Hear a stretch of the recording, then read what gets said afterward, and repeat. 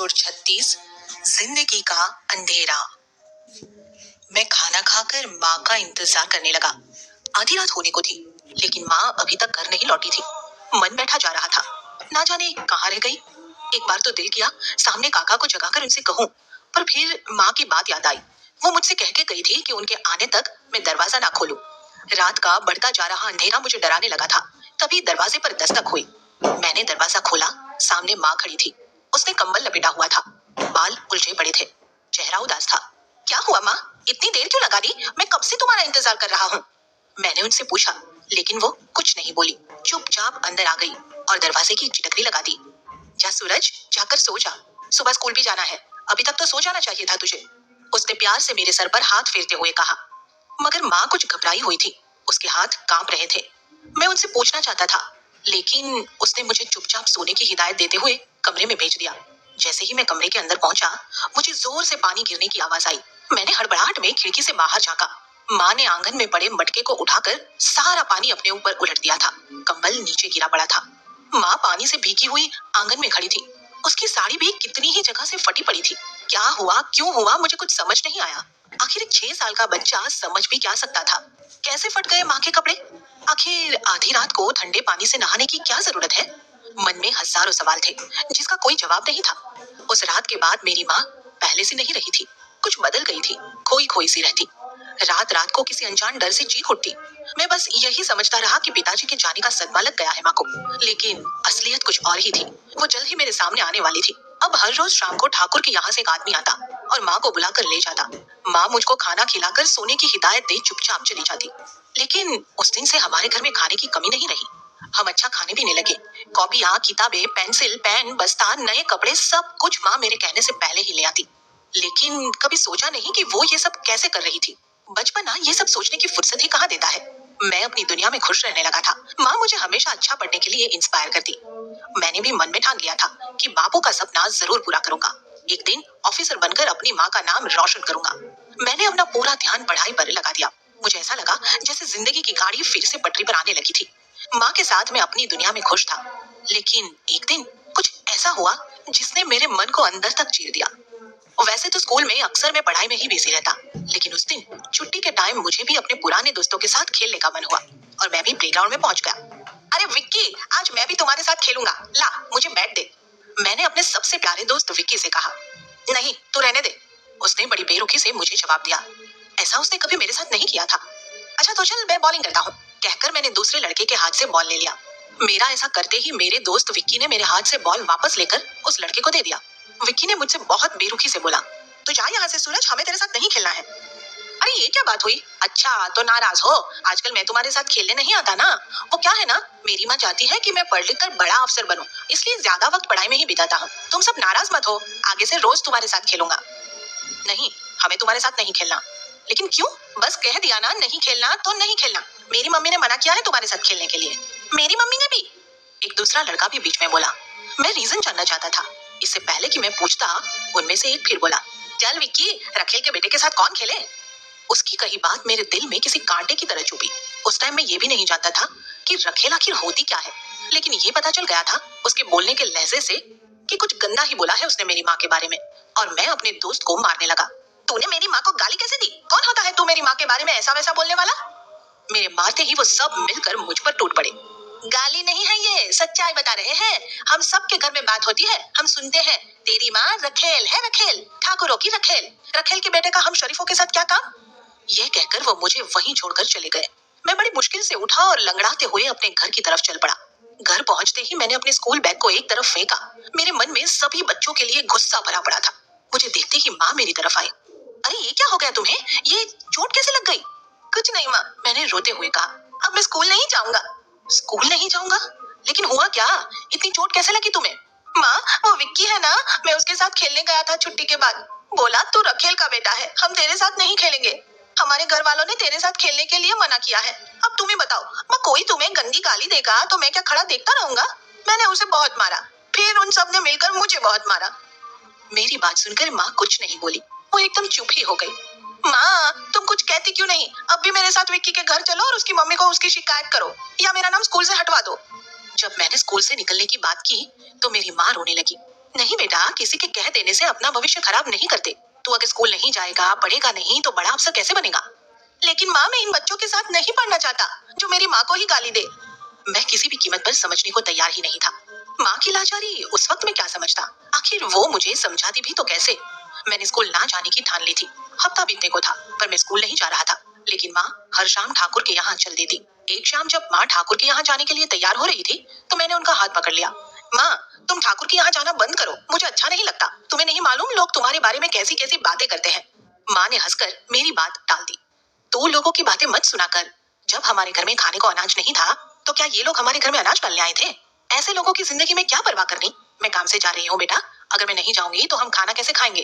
तेरे बापू अगर आज जिंदा होते तो क्या मुझे काम करना पड़ता? लेकिन क्या काम करती हो तुम ठाकुर के यहाँ? मुझे भी ले चलो, मैं भी काम करूंगा तुम्हारे साथ। नहीं बेटा, तुम समझने की कोशिश करो। अच्छा बैठो, मैं तुम्हें समझाती हूँ। तुम्हारे दादा ने ठाकुर से कुछ कर्जा लिया था जो हम लोग लौटा नहीं पाए। तुम्हारे पिताजी ने इस साल सारा कर्ज सूद समेत लौटाने वाले थे, लेकिन भगवान को शायद ये मंजूर नहीं था। फसल में आग लग गई और कर्ज चुकाने की बजाय बढ़ गया। ठाकुर ने कहा कि अगर मैं उनके यहाँ काम करूंगी तो धीरे धीरे सारा कर्ज माफ कर देंगे, फिर हम खुशी खुशी रह सकेंगे। तेरे भविष्य के लिए ही तो जाती हूँ उनके वहाँ। माँ मुझे तरह तरह की बातें करके समझाने लगी। और तुझे तो अभी खूब पढ़ना है, अफसर बनना है। जब वक्त आएगा तब तू भी काम कर लेना, अभी तो मुझे जाने दे। तो दिन में जाया करो ना माँ, रात में जाने की क्या जरूरत है? ऐसा कौन सा काम है जो रात में होता है? मेरे बाल मन में फिर से सवालों की बौछार कर दी। अब तुझसे क्या कहूँ मेरे बच्चे? 2 मिनट रुककर वो फिर से बोली। आज तेरे लिए भी ठाकुर जी से बात करके आऊंगी। तुझे इंग्लिश मीडियम स्कूल में दाखिला करवा देंगे। इस स्कूल में नहीं जाना चाहता ना तू? ये कहते हुए माँ उठ खड़ी हुई। फिर उसने मेरे सर पर हाथ फेरा और मुझे समझा बुझा कर चली गई। English medium school? सुनते ही मैं खुशी से उछल पड़ा और माँ के जाने के बाद कितनी देर तक अपने नए स्कूल के ख्वाब बुनने में लगा और सोचते सोचते ना जाने कब सो गया। जब आँख खोली तो माँ मेरे सर पर हाथ फेर रही थी। वो एकटक मेरे चेहरे को देख रही थी। माँ, क्या कहा ठाकुर जी ने? क्या करवाएंगे मेरा एडमिशन इंग्लिश मीडियम स्कूल में? उठते ही मैंने माँ से पूछा। हाँ बेटा, जरूर करवाएंगे। अपने गांव में वो राम प्रसाद मास्टर जी थे ना, उनका बेटा सुरेश इंग्लिश मीडियम स्कूल में पढ़ता है। वो कह रहे थे कि वो खुद सुरेश को बुलाकर तेरे एडमिशन की बात करेंगे। ये सुन मैं खुशी से झूम उठा। बस एक बार ठाकुर जी की बात हो जाए सुरेश से, फिर मैं तुझे लेकर ही साथ चलूंगी सीधा स्कूल में एडमिशन करवाने के लिए। माँ की बात सुनकर मन में लड्डू फूट रहे थे। अब तो बस उस दिन का इंतजार था जब माँ मुझे लेकर नए स्कूल में जाती, बड़े स्कूल में। और 2 दिन बाद ही सुबह सुबह माँ ने मुझे बताया कि आज हम स्कूल जा रहे हैं। मन खुशी से फूला ही नहीं समा रहा था। मैं अच्छे से पैंट शर्ट डालकर तैयार था। माँ ने भी सफेद रंग की सुंदर सी साड़ी पहनी और हम दोनों स्कूल के लिए निकल गए। वहाँ पहुंचकर मेरा एक टेस्ट लिया गया जिसमें मुझे बहुत अच्छे नंबर मिले। Wow, excellent, your child is very intelligent, I am very impressed. Reception पर ही टेस्ट लेने वाली एक टीचर ने माँ से कहा। माँ को शायद कुछ समझ नहीं आया, वो मेरी तरफ देखने लगी। मैंने धीरे से माँ के कानों में कहा, माँ वो कह रही है आपका बच्चा पढ़ने में बहुत होशियार है। उसने मुस्कुराकर टीचर की तरफ देखा। ठीक है, आप ये डॉक्यूमेंट साइन कर दीजिए, बाकी का प्रोसीजर आपको मिस्टर सुरेश बता ही देंगे। मैं अभी उनको भेजती हूँ, आप यहाँ इस कैबिन में बैठ जाइए। वो हमें बिठाकर दूसरी तरफ चली गई। थोड़ी देर में हमारे ही गांव के रहने वाले सुरेश अंकल उस कैबिन में हमारे पास थे। शारदा देवी, यहाँ अंगूठा लगा दो, उसने आते ही माँ से कहा। अगर ठाकुर साहब ना होते तो तुम्हारे बच्चे का यहाँ एडमिशन इम्पॉसिबल था। भला हो ठाकुर साहब का, ये कहते हुए माँ ने हाथ जोड़ दिए। अरे ठाकुर साहब का क्या भला शारदा देवी, ये तो तुम्हारा ही प्रताप है। बहुत खुश है तुमसे ठाकुर साहब। अचानक वो कुछ अजीब तरीके से माँ से बात करने लगा। उसकी बात सुनकर माँ सकपका सी गई थी। न जाने उसे किस बात का डर था। शायद मेरी मौजूदगी में ऐसी बात सुनना मेरी माँ को खल रहा था। उसने उसी वक्त उसे हाथ जोड़ते हुए कहा, अच्छा तो मैं चलती हूँ, चलो सूरज। मेरा हाथ पकड़ते हुए वो उठ खड़ी हुई। अरे अभी कहाँ से चलते हैं, अभी तो बहुत फॉर्मेलिटीज बाकी है शारदा देवी। सूरज बेटा, तुम थोड़ी देर बाहर बैठो, मैं अभी तुम्हें बुलाता हूँ। तुम्हारी माँ से कुछ बात करनी थी। जी सर, कहकर मैं बाहर तो चला गया, लेकिन मेरे कान अभी भी अंदर ही लगे हुए थे। बैठो बैठो शारदा देवी, उसने माँ को बैठने का इशारा किया। मैंने सुना है गांव वालों को तुम्हारे बारे में कुछ भनक सी लग गई है। गांव वालों के बच्चे तुम्हारे बच्चे के साथ खेलना नहीं चाहते। हाँ, ऐसे में ठीक कदम उठाया तुमने। अच्छा है, स्कूल चेंज कर दोगी तो बच्चा अच्छे से पढ़ पाएगा, दूसरे बच्चों के साथ खेल पाएगा, उठ बैठ पाएगा। वैसे अभी तो यहाँ किसी भी माँ बाप को तुम्हारे बारे में कुछ पता भी तो नहीं है, लेकिन ऐसी बातें छुपाए भी चुपती कहाँ है, कहीं ना कहीं से खबर लग ही जाती है। अब मुझे तो तुम्हारे बारे में सब पता है, लेकिन मैं थोड़ी ना किसी को बताऊंगा। जी मेहरबानी आपकी, माँ ने आंखें झुकाए हुए बोला। अब मेहरबानी तक तो ठीक है शारदा देवी, लेकिन हर चीज की कुछ कीमत होती है, तुम जानती ही हो। जी मैं कुछ समझी नहीं। माँ दबी दबी आवाज में बात कर रही थी। अब ना समझने का नाटक तो मत करो शारदा देवी, मैं जानता हूँ तुम बहुत समझदार हो। वरना ठाकुर साहब तुमसे इतना खुश क्यों होते?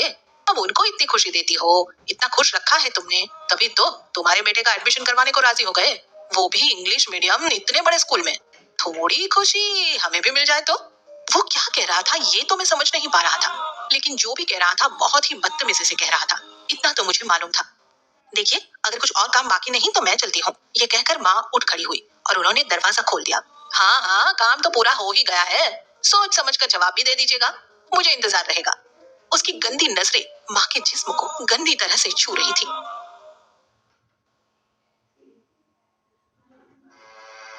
कलंक एपिसोड 37 तूफान की दस्तक।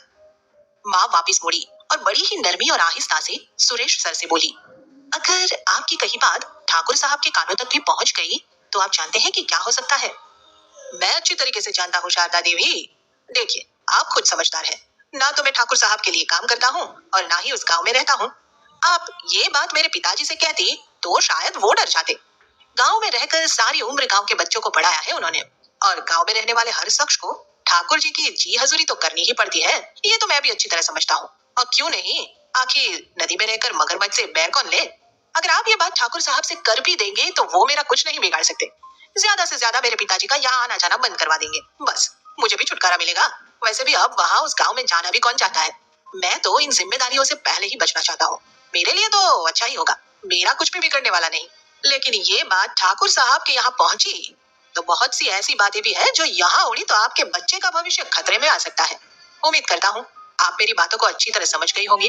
फिर भी सोचने के लिए आपको 2 दिन की मोहलत देता हूँ, इस बारे में किसी को भी कोई भनक नहीं लगेगी। उसने आंख मारते हुए कहा, वादा है आपसे, विश्वास रखिए। अब सुरेश सर की गंदी नजरें माँ के चेहरे के ठीक नीचे उनकी छाती पर टिकी थी। माँ के साथ साथ मैं भी कुछ असहज महसूस कर रहा था।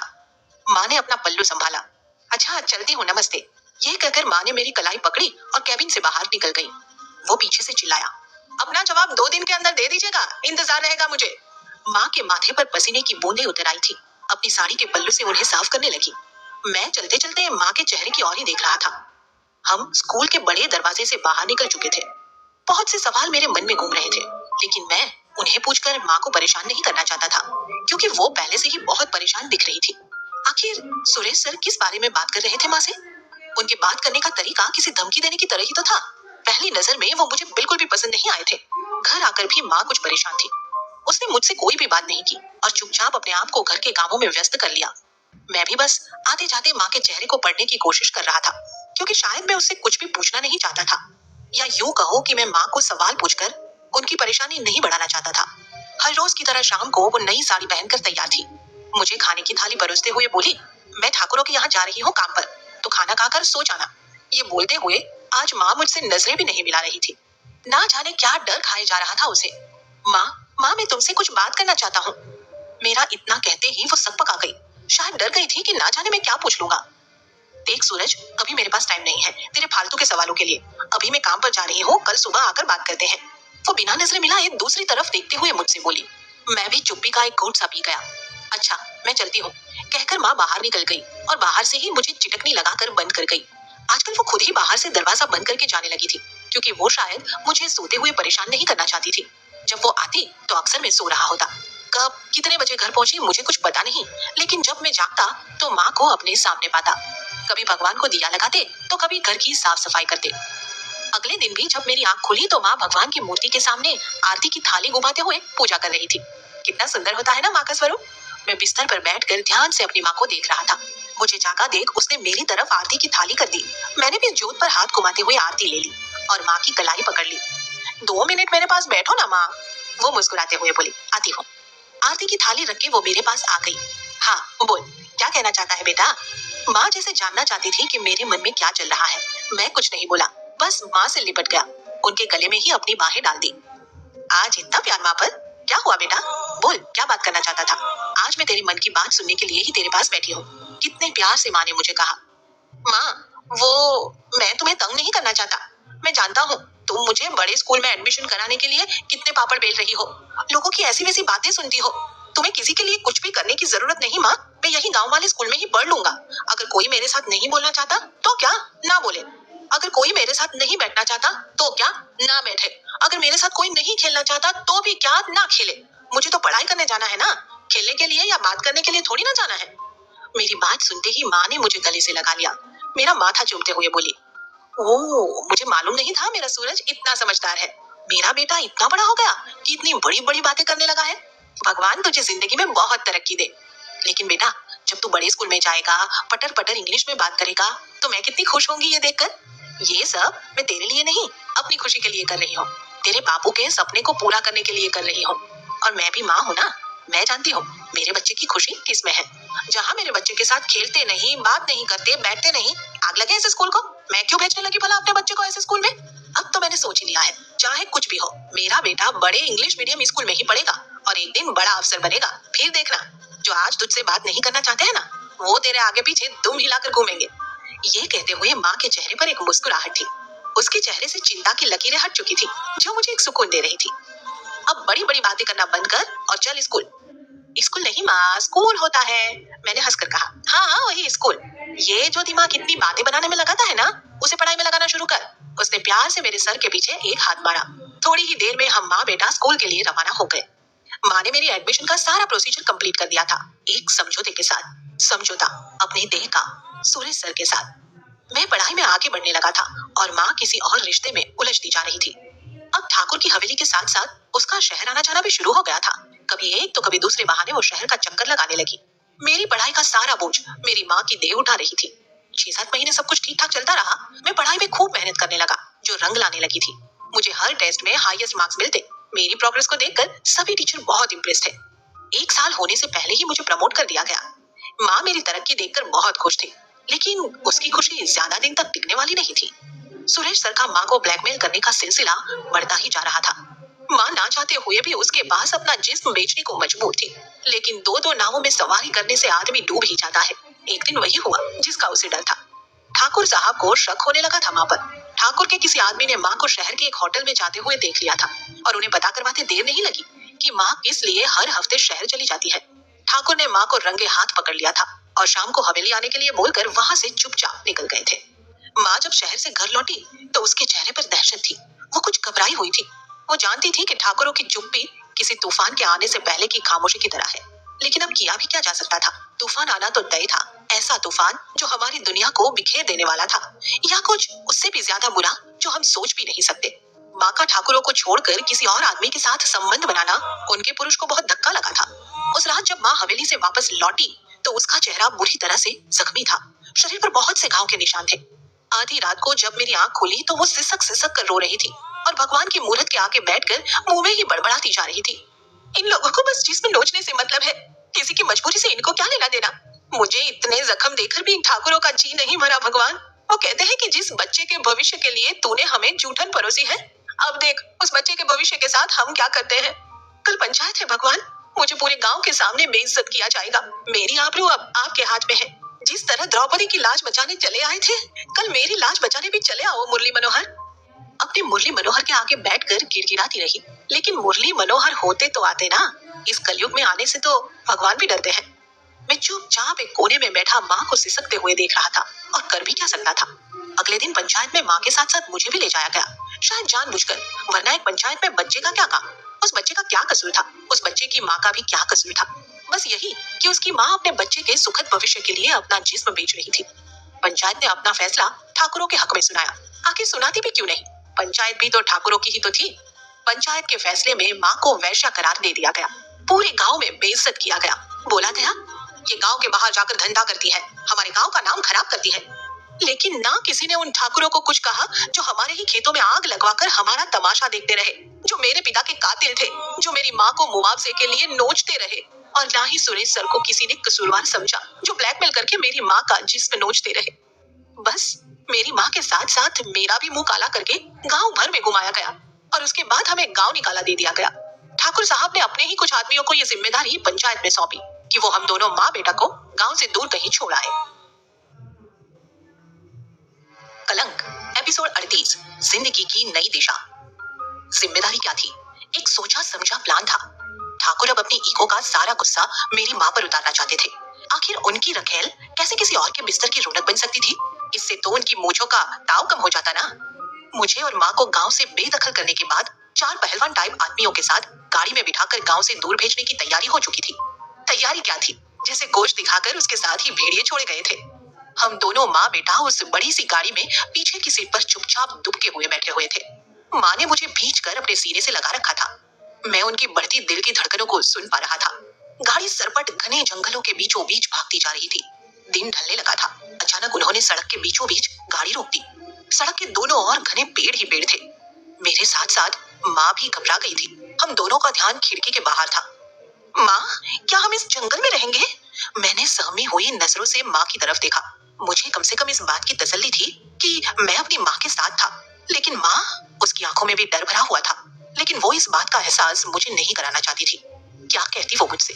वो कहाँ जानती थी कि क्या होने वाला है? हम कहाँ रहेंगे माँ? मैंने धीमी सी आवाज में माँ से कहा।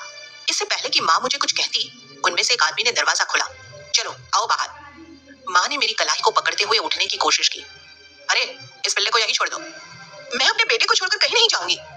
अरे, हम कब कह रहे हैं कि इसे छोड़कर कहीं चली जाओ? हमें क्या करना है इस छोरे का? ले जाना अपने साथ। तुम्हारी मंजिल आने वाली है। ठाकुर साहब ने तुम्हारी नई दुनिया का पता डिसाइड कर दिया है। हम पहुंचने वाले हैं। लेकिन उससे पहले हमें भी कुछ मिल जाता तो। माँ घबराई हुई सी इधर उधर देखने लगी। देखो, हम बहुत शराफत से कह रहे हैं, शरीफ लोग हैं ना, वरना तुम्हारी शराफत के चिथड़े तुम्हारे बेटे के सामने उड़ते दिखे तो उसको कैसा लगेगा? दूसरे आदमी ने कहा। उसके चेहरे पर एक भयानक हंसी थी। ज्यादा तो नहीं, लेकिन अब मैं इन बातों, चेहरे के बदलते एक्सप्रेशन और उन घिनौनी हंसी को कुछ कुछ समझने लगा था। माँ ने मुझे वही सीट पर बैठने के लिए कहा। अभी आती हूँ बेटा। मैं अपने हाथ को माँ के हाथ से छूटता बहुत बुरा महसूस कर रहा था। काफी समझदार हो तुम शारदा देवी, पहला आदमी फिर से बोला। मेरा पूरा ध्यान माँ के चेहरे की तरफ था। उसके चेहरे पर एक मजबूरी साफ झलक रही थी। इसके अलावा माँ के पास चारा भी क्या था? वो चुपचाप गाड़ी से उतरी और दो आदमियों के साथ उस सुनसान सड़क के कुछ नीचे उतरकर पेड़ों की ओट में झाड़ियों के पीछे चली गई। मैं खिड़की से उसे जाता हुआ देख रहा था। दो पहलवान अभी भी मेरे पास ही खड़े थे। वो सिगरेट फूंकते गंदी गंदी बातें कर रहे थे और जोर जोर से हंस रहे थे। उनकी हंसी जैसे मेरे कलेजे को चीर रही थी। मेरा ध्यान अभी तक उन झाड़ियों पर ही था जिनके पीछे माँ चली गई थी। थोड़ी ही देर बाद उनके साथ के दो पहलवान अपने कपड़े ठीक करते हुए ऊपर सड़क की तरफ आते हुए दिखाई दिए, लेकिन माँ उनके साथ नहीं आ रही थी। मुझे चिंता होने लगी थी। उन्होंने ऊपर आते ही वहाँ पहले से खड़े दो पहलवानों को इशारा किया और वो सड़क के नीचे उतरकर उन्हीं झाड़ियों के पीछे चल दिए। मेरी माँ कहाँ है? उनकी गाड़ी में बैठते ही मैंने उससे पूछा। अभी आ रही है तेरी माँ, चिंता मत कर छोटे। उसने ड्राइविंग सीट से पीछे मुड़ते हुए मेरे गालों को थपथपाया और एक अलग से तरीके से मुस्कुराने लगा। मुझे माँ की चिंता होने लगी थी।